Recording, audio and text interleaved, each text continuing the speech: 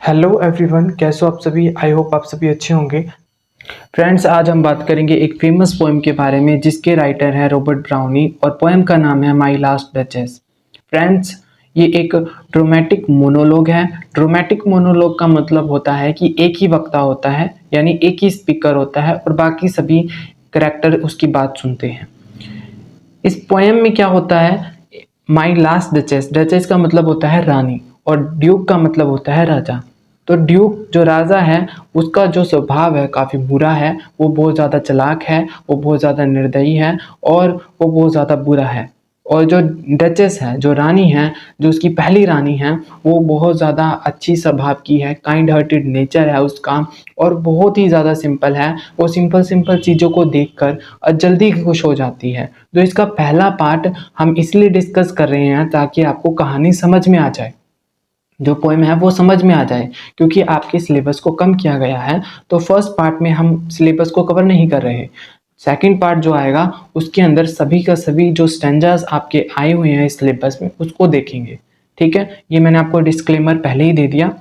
That my last duchess painted on the wall, यानी जो आप तस्वीर देख रहे हो वो मेरी लास्ट डचेस की है, मेरी पिछली यानी मेरी पहली वाइफ की है। Looking as if she were alive, और ऐसी लग रही है मानो वो सजीव हो। मतलब वो पेंटेड इतनी खूबसूरत है, जो बनाई गई है वो बहुत ज़्यादा खूबसूरत है, ऐसी लग रही है वो बिल्कुल ही रियलिस्टिक है। I call the piece of wonder now, यानी ये जो पेंटिंग है वो पीस ऑफ वंडर है, यानी कि खूबसूरती का एक टुकड़ा है।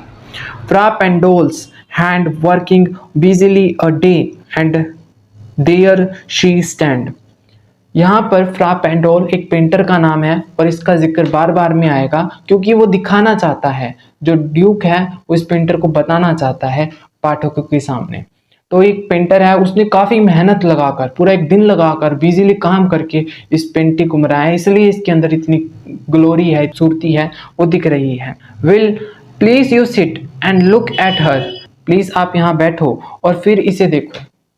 I say fra Pandol by Deasing for never read stranger like you that picture contains। अब ड्यूक आगे कहता है कि मैंने आपको फ्रा पेंडोल का नाम इसलिए बताया है क्योंकि अक्सर स्ट्रेंजर्स जो हैं, जो अजनबी हैं, जो नए लोग हैं, वो इस पेंटिंग के बारे में मुझसे पूछते हैं।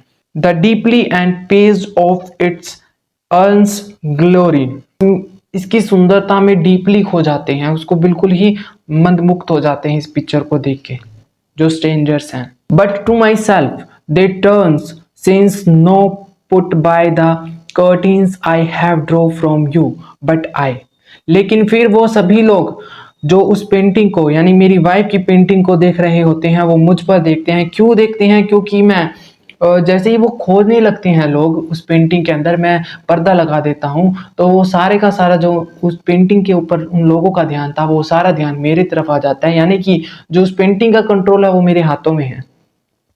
And seem as they would ask me if they durst how such a glance come there, फिर वो लोग मुझे देखकर ये सवाल करते हैं, अगर उनमें सवाल करने की हिम्मत होती है। क्या सवाल करते हैं? कि इस पेंटिंग में इतनी चमक, इतनी ग्लोरी आई कहाँ से।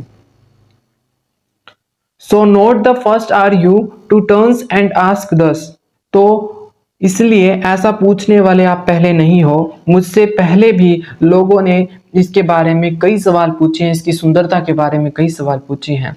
तो फ्रेंड्स, ये था इसका फर्स्ट इंट्रो, ताकि आपको समझ में आ जाए कि क्या कहना चाह रही है पोएम। तो सेकंड में हम उन्हीं चीज़ों को, उन्हीं स्टैंजास को कवर करेंगे जो आपके सिलेबस में है।